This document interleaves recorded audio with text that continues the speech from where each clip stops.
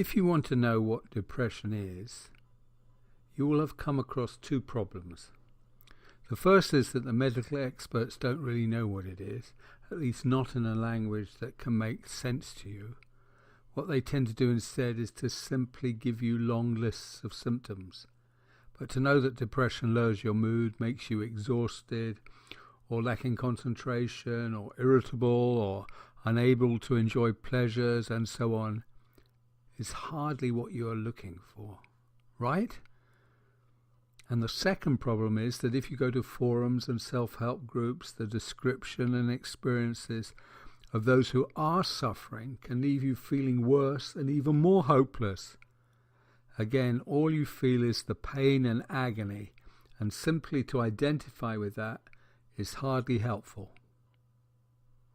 But what if you heard from those who had recovered from their depression? Maybe they would have a real insight and be able to put their worst experiences into some kind of a perspective. Well, this is what you will find here. All these statements of their depression experiences come from my clients. What they are doing is describing what their depression was like for them, seen from the perspective of recovery. But first, be briefly reminded of what a depression is, based on the human givens.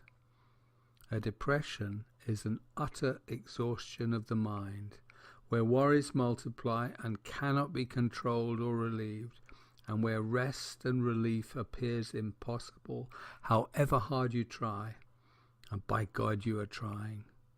And the apparent impossibility of any rest and recovery fuels the worry, and so exhaustion takes over, until for some it can be unendurable. Right? And this is how depression is described by my recovered clients. I'm in a burning room with the impossibility of escape, and the flames just get closer, and the room is my mind. I'm bound securely on a treadmill that cannot be stopped, so that all I can do is to keep running despite my utter exhaustion. I am consumed by a fearful terror born of complete helplessness that fuels anger, or a desperate isolation born of shame, and then indeed the full gamut of overwhelming and drowning emotions. It's like a car that has been flooded with petrol. I keep stopping with the thud and a gurgle and can't move again.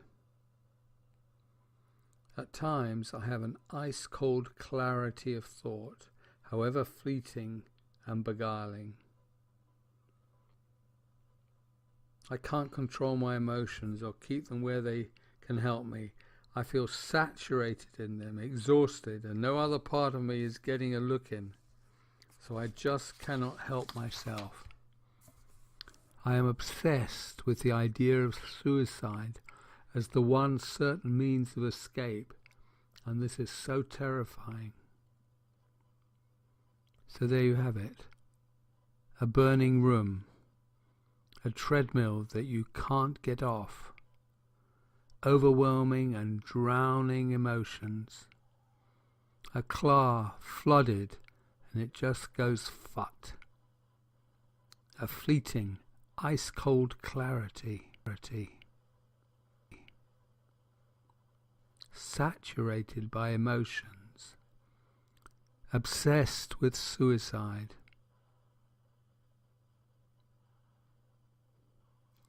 Now, for all of these individuals, the first step of their recovery was to understand exactly why they were feeling so bad. And for all, the dreaming explanation makes so much sense. And then as they begin to feel calmer and begin to act better and take those essential first steps, they found that they were embarking on a virtuous cycle of recovery. And in a future video I will quote again from my recovered clients, and this time it will be their experience of recovery. Okay, if you like this video, then do subscribe, and until the next time, thank you.